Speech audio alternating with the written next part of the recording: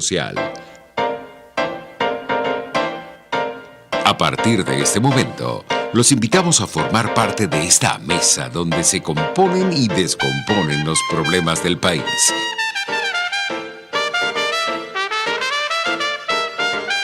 RCR presenta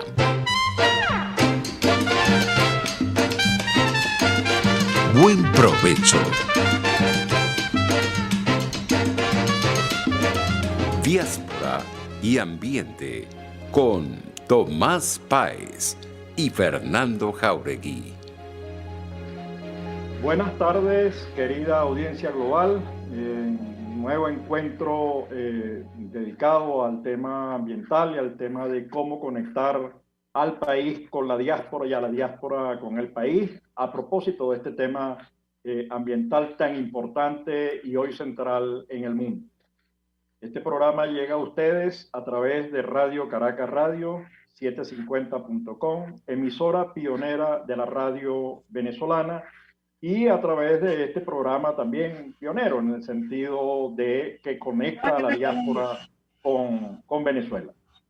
En la dirección de la estación se encuentra Jaime Nestares, en la gerencia de producción Willit Sarcaya, en la producción la siempre pendiente Carla Sons, en los controles José Gregorio González y en la conducción Fernando Jáuregui y Tomás Páez.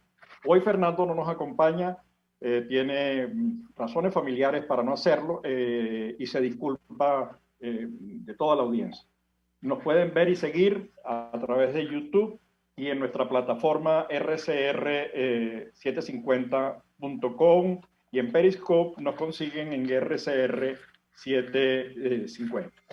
Bueno, ya la diáspora sobrepasa los 6 millones de venezolanos, de acuerdo a los datos de nuestro observatorio de la diáspora venezolana, y necesitamos pensar en una estrategia para esa nueva geografía de Venezuela, una estrategia de gobierno de la diáspora, una estrategia dirigida a atender y a convocar a la diáspora venezolana a participar en el proceso de reconstrucción. Hoy tenemos con nosotros un invitado muy especial, un invitado además que conoce el tema a fondo, conoce aquello de lo que vamos a hablar hoy. Él es biólogo marino, es máster en química ambiental, tiene otro máster en energía y ambiente, es experto en el tema ambiental de la industria petrolera, tiene una experiencia de varias décadas en la industria petrolera. Recuerdo que uno de mis primeros trabajos fue exactamente evaluando el impacto institucional, era el impacto social, económico, ambiental del desarrollo de la faja petrolífera por allá a principios de la década de los 80. Y la verdad que uno se asombra de la capacidad que tenía aquella PDVSA, que era una empresa emblemática, una empresa de lujo, una empresa clase mundial, haciendo las cosas. Con Juan vamos a hablar hoy de 3 grandes temas. Uno es qué ocurrió, cómo era esa PDVSA antes de ser destruida por eso que llamaban rojo-rojito, lo que ha ocurrido en los últimos años, la destrucción ambiental y las repercusiones que ello tiene, y de cara al futuro, cómo reconstruimos esa industria, si es que es posible reconstruirla, si tiene sentido reconstruirla, cómo reconstruimos los daños que ello ha ocasionado y cuáles serían las principales estrategias. Entonces, Juan, primero agradecerte tu presencia y compartir tu experiencia y tus conocimientos con toda nuestra audiencia en este ámbito. Te dejo el micrófono. Si hay alguna cosa que se me olvidó en la presentación, Juan, por favor, corrígeme. Bienvenido, Juan. Bueno, antes que nada, muchísimas gracias, Tomás. Antes que nada, pues, darte las gracias por la oportunidad de conversar con tu audiencia, bastante importante, bueno, sobre este tema que actualmente está sobre el tapete, producto de los acontecimientos de derrames que hemos visto en este año, ¿no? Entonces, bueno, ¿qué te puedo decir? Yo, un poco el esquema del que quisiera hablarles hoy, un poco justamente cómo fue nuestra historia previa, cómo es decir, cómo fue nuestra historia previa, cuál fue el momento que estamos viviendo ahora y cuál es el futuro tal vez que nos depare, o cuál es el futuro que tenemos por delante una vez que toda esta desgracia pase, ¿no? Y antes que nada quiero establecer algo muy concreto, ¿no? Un derrame de petróleo es esencialmente una pérdida de valor económico y una pérdida de valor natural, que no deben ocurrir. Y no deben ocurrir cuando existe un control operacional que es de tipo preventivo, correctivo y contingente.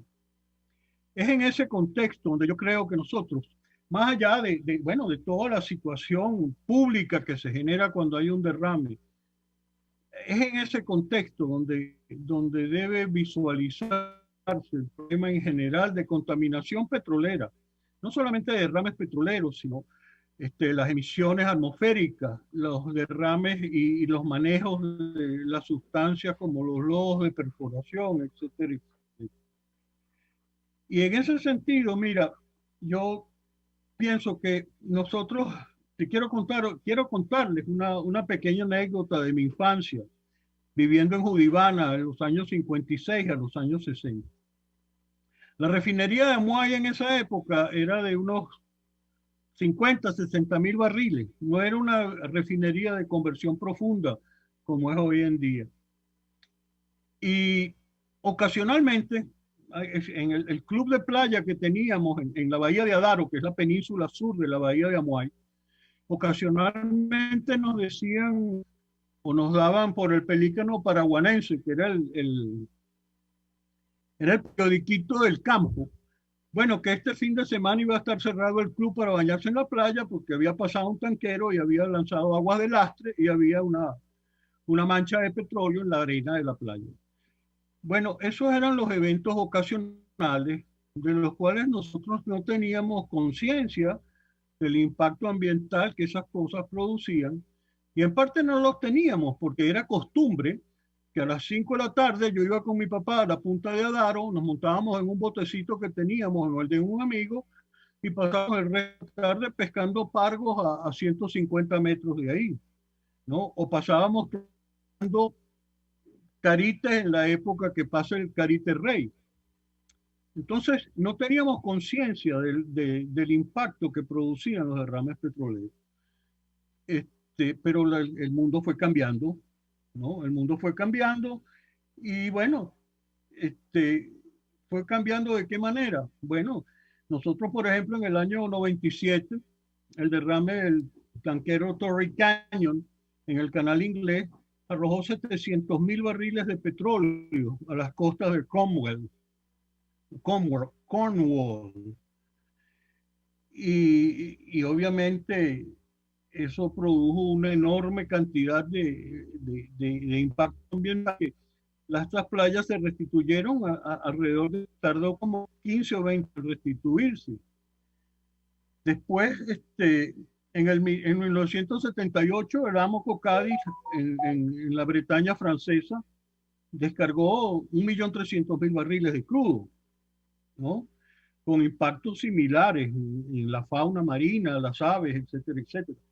Juan, Y más recientemente, pues en el mundo, en 1989. Te voy a cortar, Juan, por lo siguiente. Porque te voy a cortar por lo siguiente, para que sigas. Acabo de revisar, para prepararme para el programa, un informe que prepararon, que lo sacó tal cual, que creo que forma parte de la red de investigaciones de periodistas en el mundo que han levantado una información valiosa de la situación de la contaminación petrolera, no solamente en el mar, también sabes, el tema del coque, el azufre, etcétera, ¿no? Los residuos que van quedando. Pero el tema es que teníamos una industria petrolera que era capaz de hacer mantenimiento preventivo, incluso se vanagloriaba de no tener accidentes, ese capital humano que tenía Petróleos de Venezuela hasta 2002, que se produce el despido masivo del capital humano, del activo más importante de siglos de experiencia acumulados y de siglos de conocimiento. ¿Cómo evalúas tú y cómo comparas tú la situación previa que nos estás describiendo para que sigas haciéndolo con la situación actual? Perdón, ¿qué es lo que me preguntas respecto a la situación actual? ¿Cómo evalúas tú? Digamos, teníamos una empresa que estaba pendiente de que no hubiese accidentes, incluso se vanagloriaba y tenía letreros públicos donde decía, llevamos 3 años sin ningún accidente, sin ningún con control de los derrames, de las tuberías, de los oleoductos. Y en este momento no, digamos, cuando uno ve lo que ocurre en el lago de Maracaibo, es una cosa horrible. Entonces, ¿cómo comparas tú y a qué obedece el hecho de que antes tenías una industria que estaba preocupada por el tema ambiental y esta está preocupada por la destrucción ambiental? De hecho, produce menos petróleo y produce más contaminación. Bueno, mira, eso ocurre hoy en día porque sencillamente se destruyó la estructura que nosotros teníamos de protección ambiental. Para darte alguna referencia, a mí me tocó establecer el Plan Nacional de Contingencia contra Derrames en 1981 cuando me empleé en la Goben. Ese Plan Nacional de Contingencia se extendió en 5 zonas del país, ¿ok? Donde occidente, oriente y 3 zonas en la zona costera de Venezuela. Nosotros teníamos el lago de Maracaibo, por ejemplo, que era donde había, digamos, mayor insames en agua, incidencias de derrames que iban entre 1 barril y 3 barriles diarios de petróleo, ¿no? Teníamos 5 patrones de inspecciones aéreas y eso lo teníamos coordinado con el trabajo de mantenimiento de líneas subacuáticas, ¿no? Y de los bajantes que entran de las líneas de los pozos a las estaciones de flujo. Y eso era un trabajo coordinado permanentemente, donde nosotros llevábamos la contabilidad de los reemplazos de tubería que se hacían sublacustres, de las grampas que se pegaban, y eso mantenía a raya, ¿no? Una operación que inevitablemente, es decir, por los efectos por ejemplo, evitar la corrosión usando los cátodos, etcétera, etcétera, una operación permanente de buceo, mantenía que no tuviésemos derrames importantes frecuentemente. Y teníamos toda una infraestructura de embarcaciones grandes y pequeñas para ir a recoger esos pequeños derrames, ¿no? En Oriente, por ejemplo, nosotros muchísima menos frecuencia de derrames en tierra, mayormente ocurrían en el Golfo de Paria. Y nosotros tuvimos un plan local de contingencia en Güiria, que no era producto de los derrames de nosotros, sino era el producto de los derrames de Trinidad en el Campo del Soldado, un campo costa afuera que está al suroeste de Trinidad, y que eventualmente cuando ellos tenían un derrame en sus pozos, producto de que las gabarras no iban a buscar el petróleo a tiempo, eso no llegaba a Güiria. Y nosotros permanentemente estábamos pendientes de que eso no ocurriera. Y ahí habían inspecciones aéreas, yo volaba semanalmente por toda esa zona, saliendo desde Maturín, íbamos a Tucupita, subíamos a Pedernales y bajábamos por Carúpano. Ese era el tipo de control que nosotros manejábamos para evitar los derrames. Además del control operacional que se llevaba diariamente, porque parte de la conciencia ambiental fue justamente capacitar al operador en que era su responsabilidad. ¿Por qué? Porque si tú controlas la operación diaria en toda la cadena de valor, básicamente desde la boca del pozo al terminal petrolero, y después en el terminal petrolero el barco moviéndose hacia una refinería de Amuay, eso no debió ocurrir. Te pongo, por ejemplo, mira, en el lago de Maracaibo, en la refinería de Amuay en 1988, yo estaba asignado ahí.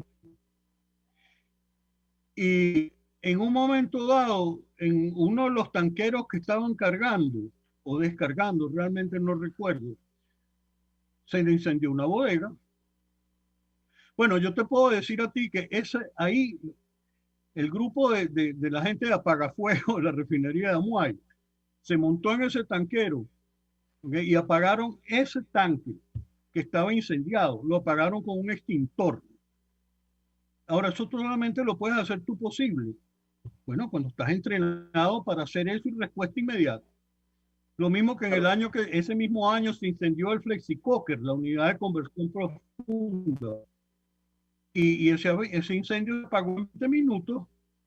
Yo ahí como parte del grupo pues, de contingencia, no de los apagafuegos, pero sí de ese tipo de cosas. Esos incendios se apagaron en 20 minutos. Cuando tú comparas eso con lo que nos pasó en el 2012, te da una cuenta de la destrucción que ha ocurrido en PDVSA. Juan, no hay que decir mucho, pues ahí tienes los hechos.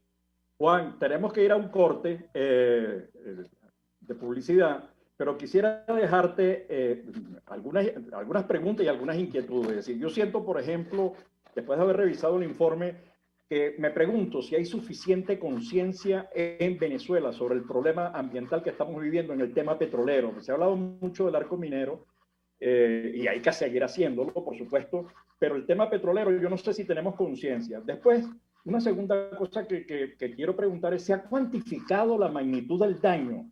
¿Se ha cuantificado la magnitud de la inversión para recuperar el daño ecológico causado? Porque esto es una destrucción. Yo creo que ni siquiera un enemigo es capaz de producir eso. Y la otra es un país, estamos entre los países que más queman gas en el mundo, que lo pierden, y al mismo tiempo no tenemos gas. Entonces no tenemos petróleo y tenemos contaminación. Tenemos gas y la gente se está muriendo y, digamos, no, está buscando leña para poder cocinar. Esto te lo dejo allí con una última pregunta, que es, ¿cuál es el papel que puede desempeñar la diáspora, esa gente que tenemos hoy en España, en Estados Unidos, en Jordania, en Kuwait, estos petroleros que tienen experiencia, que han seguido acumulando experiencia? ¿Qué papel pueden desempeñar y si tiene sentido recuperar la industria petrolera? ¿Cómo lo ves tú? Me gustaría dejarlo para el siguiente segmento. Son muchas preguntas, así que por favor ve anotándolas para la respuesta, Juan, por favor. Usted escucha Buen Provecho por RCR.tv, la radio que se ve. Sintonícenos a través de Periscope, @RCR750, la radio que se ve. Si quieres aprender a cocinar con placer todo en panadería y postres saludables, te recomiendo en Instagram Chef Male, todo low carb, keto y gluten free. Chef Male, con sus talleres online, te ofrece las técnicas de panadería cetogénica y baja en carbohidratos, ideales para cualquier persona en el mundo entero y siempre con un mensaje de amor y salud. Chef Male, horneando amor y salud en un solo clic. Voz de América. Información precisa, completa, veraz, objetiva e independiente. Directo a tu pantalla. De lunes a viernes a las 2 de la tarde por RCR 750. Pluralidad contigo. Respeto contigo. Responsabilidad contigo. Libertad contigo. Estamos contigo y punto. De lunes a viernes a la 1 de la tarde. Contigo. Solo por RCR 750 AM. Porque lo bueno une. RCR 750 AM. Porque lo bueno une. Los grandes temas se debaten en la mesa. Buen provecho por RCR.tv, la radio que se ve. Y síganos en Twitter, @RCR750. Bueno, ya de regreso con Juan Urrich, quien es biólogo marino, máster en química ambiental, con otro máster en energía y ambiente, pero sobre todo ese máster tan importante que es la experiencia de conocer a detalle y en detalle todo lo que es la industria petrolera y la dimensión ambiental de esa industria petrolera. Nos está ilustrando de lo que fue esa empresa clase mundial respetada en el mundo por la capacidad y el talento humano, destruida. Y bueno, hemos hablado de los recientes, estábamos por hablar de los recientes, bueno, desperdicios, botadero en el Golfo de Paria, en la refinería El Palito, cómo eso está destruyendo los corales, cómo está destruyendo los arrecifes, etcétera. Eduardo Klein, creo que se llama, que es el profesor que ha trabajado en los efectos y ha medido y ha cuantificado todo este tema, tiene una data interesante. Pero yo quisiera que nos hablara, Juan, de las preguntas que le dejamos, y se las recuerdo, es la situación actual, pero hacia futuro. ¿Cómo ve qué es lo que hay que hacer en el tema ambiental? ¿Tiene sentido recuperar de PDVSA? ¿Es el esfuerzo económico, vale la pena? El esfuerzo económico de ponerla a producir y de recuperar lo destruido, porque la destrucción ha sido un desastre. Digamos, han pasado de una empresa de primer mundo a una empresa de la miseria, ¿no? Una empresa miserable, lo que ha hecho el régimen venezolano con la industria petrolera. Juan, ¿estás por ahí? Bueno, mira, de entrada te digo, mira, por supuesto que la industria petrolera venezolana no es que se puede, es que debemos. Lo que ocurre es que es una situación compleja, porque PDVSA tiene una deuda enorme que va a ser difícil de pagar, al menos que aquí se genere la confianza necesaria para que venga una inversión privada de la gente que produce petróleo en otras partes del mundo y venga a explotar los ingentes recursos que nosotros tenemos. Solo en el oriente de Venezuela, en los Campaduros que nosotros tenemos, y en Monagas y Anzoátegui, y el gas natural, nosotros podemos producir fácilmente 2 millones de barriles, ¿no? Sin grandes inversiones de perforación exploratoria, sencillamente haciendo el trabajo de recuperar barriles de pozos que están ahí. Entonces, eso requiere niveles de inversión importantes. Ahora, el petróleo de Venezuela ya no volverá a ser lo que nos permita la distorsión que significó ser un país rentista. Servirá como un efecto multiplicador de la economía, si se generan esas confianzas. Eso por una parte. Ahora, ¿cuánto cuesta recuperar ambientalmente el lago de Maracaibo? Mira, no existe un número porque creo que no es. Pero te puedo decir una cosa. Para tú volver a operar en el lago de Maracaibo, y cualquier empresa privada que venga, esa es una pregunta obligada que hará, ¿no? Es todo el trabajo de decommissioning, todo el trabajo de resolver lo que está debajo del lago de Maracaibo, lo que nosotros teníamos y conocíamos, que era por dónde iban todas esas líneas, todos esos oleoductos, todo ese tipo de cosas hoy en día en gran medida están perdidas, están basadas en la poca experiencia de los que quedan ahí, de por dónde cuál línea a tal o cual estación de flujo. Entonces, eso es un trabajo que va a ser muy importante hacer, el desmantelar instalaciones. Por ahí hay videos donde se observa que el cabezal de un pozo se ha caído y está burbujeando gas, ¿no? Esa es la situación actual del lago de Maracaibo. Recuperar eso es un esfuerzo que inclusive deberíamos estar haciendo hoy en día, los que hoy en día formamos parte, bueno, yo estoy en Venezuela, pero la diáspora, existe gente petrolera hoy en día, de jefes de nosotros de alto nivel, que están ocupados de hacer este tipo de cosas, ¿no? Y eso va a ser una condición sine qua non para poder recuperar la industria petrolera, ¿no? Las situaciones como la situación del Palito, chicos, es una situación inconcebible, porque esa refinería llega a un estado de deterioro, ¿no? Que básicamente estaba descargando el petróleo, ¿okay? Los derrames petroleros como un evento continuo. Eso se ve claramente en todas las fotos de satélite que tomamos recientemente, que tomó Eduardo Klein, ¿no? Se ve cómo está la descarga cayendo al mar desde los separadores API de petróleo. Y cuando uno compara eso con, por ejemplo, como fue la refinería de Amuay en una época, yo te puedo decir que la refinería de Amuay manejaba alrededor de 9 millones de barriles, 9 millones de metros cúbicos por día recirculaban de agua de mar por esa refinería para enfriar todos sus procesos. Y de eso, alrededor de 2.700 metros cúbicos por día iban a la bahía de Amuay como descarga de aguas de enfriamiento. Y nosotros siempre estuvimos en la norma de 3 partes por millón. Hoy en día tú ves que la refinería de Amuay tiene derrame de petróleo dentro de la bahía y fuera, y todo eso está contaminado. Eso no existía antes. El coque mismo. Nosotros teníamos el coque de la refinería de Amuay. Nosotros llegamos a un punto en que hicimos una correa transportadora. Yo formé parte de ese proyecto en el 87, por ahí, 88, para sacar ese coque y venderlo. Imagínate el tamaño del cerro de coque que tenemos en José, ¿no?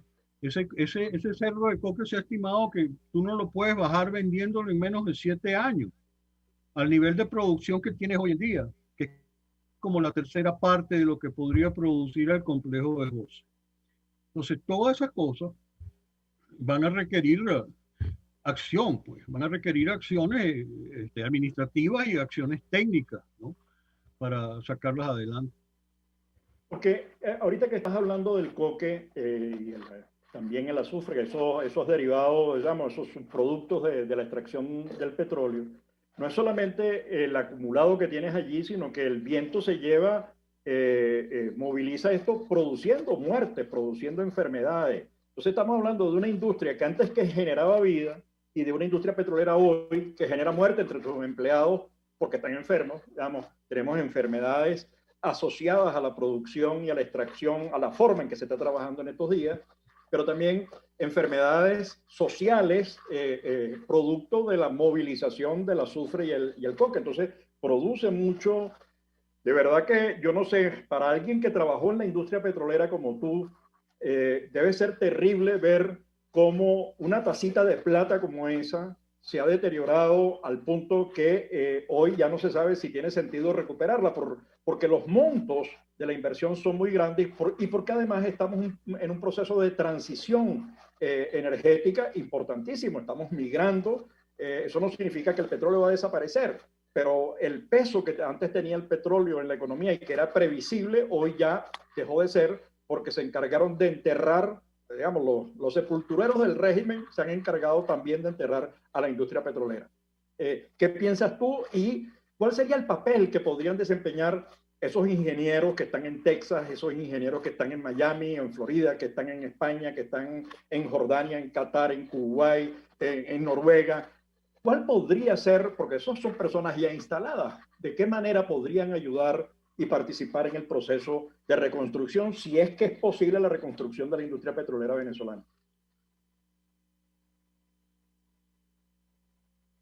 Bueno, pregunto, mira, Juan. Yo te puedo decir que sí, en relación al potencial humano que tenemos nosotros afuera, yo te puedo decir que los petroleros que están, por ejemplo, en Florida hoy en día, el grupo de Benamérica y el grupo de VAPA que está en Houston, se han ocupado justamente de evaluar esos recursos que están afuera y evaluar la disposición de esos recursos de regresar, particularmente porque hay muchos ingenieros jóvenes, ¿no? Ingenieros ya no de la generación de nosotros, sino muchachos jóvenes que empezaron a trabajar con PDVSA, adquirieron 5 años de experiencia y se fueron. Se fueron y están regados en los países del Medio Oriente, están regados en el Reino Unido. Esos muchachos tienen disposición de regresar. Ahora, van a regresar bajo los estándares del mundo en el cual adquirieron experiencia. En Europa, en el Mar del Norte, en los países árabes. Y para eso tenemos que estar preparados, ¿no? Ahora, existe esa disposición. Eso desde el punto de vista de los recursos humanos.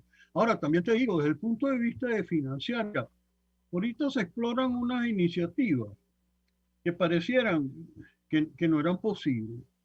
Por ejemplo, todo el gran volumen de emisiones que estamos teniendo nosotros, producto de que no tenemos la capacidad o se perdió la capacidad de reinyectar el gas natural para mantener la presión de los yacimientos, particularmente en Oriente y en Anaco, ¿no? En el estado de Anzoátegui.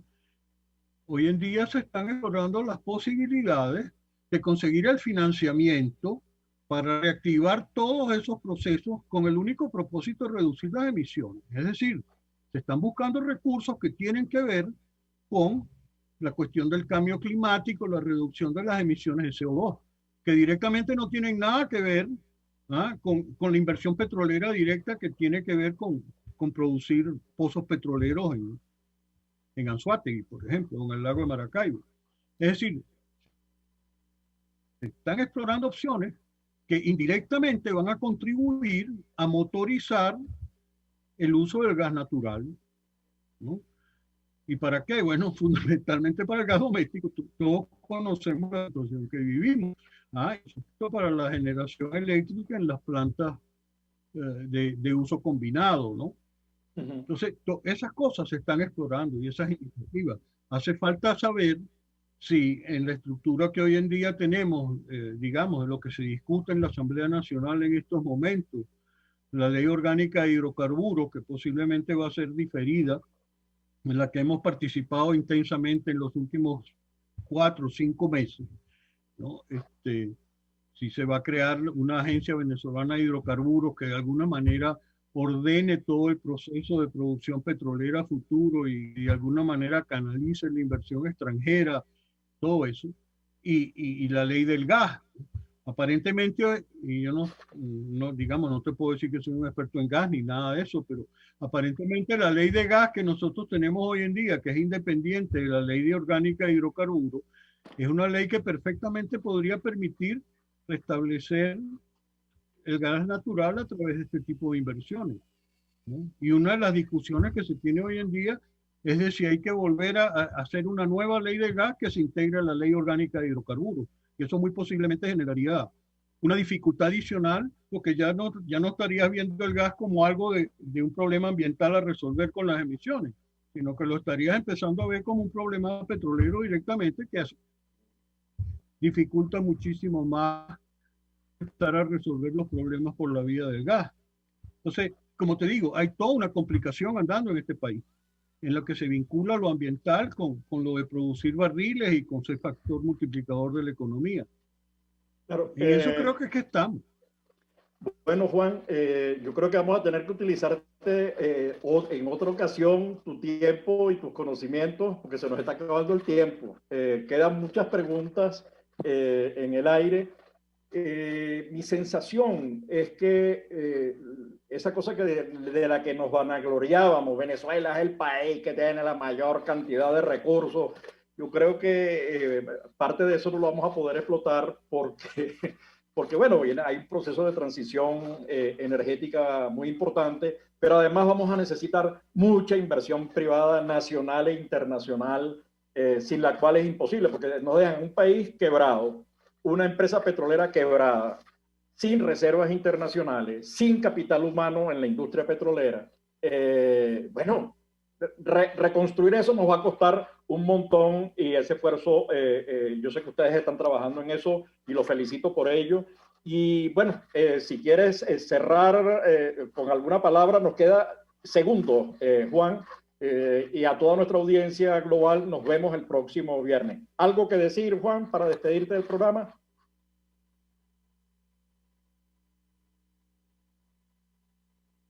Yo creo que nosotros en Venezuela tenemos que buscar las maneras de resolver este desastre que tenemos. Nosotros tenemos que restablecer el orden democrático y en la medida en que podamos hacer eso, nosotros vamos a regenerar nuevamente la confianza que el mundo nos tenía como país. Listo. En la medida en que hagamos eso, yo creo que la industria petrolera obviamente no va a volver a ser nunca más lo que fue, pero sí va a ser un factor multiplicador de la economía que va a ayudar al desarrollo del país. Mil gracias, y Juan. En eso soy sumamente optimista.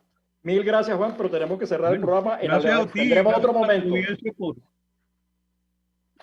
Gracias. Seguro, que estés bien. Gracias, igual. Diáspora y ambiente con Tomás Páez y Fernando Jáuregui.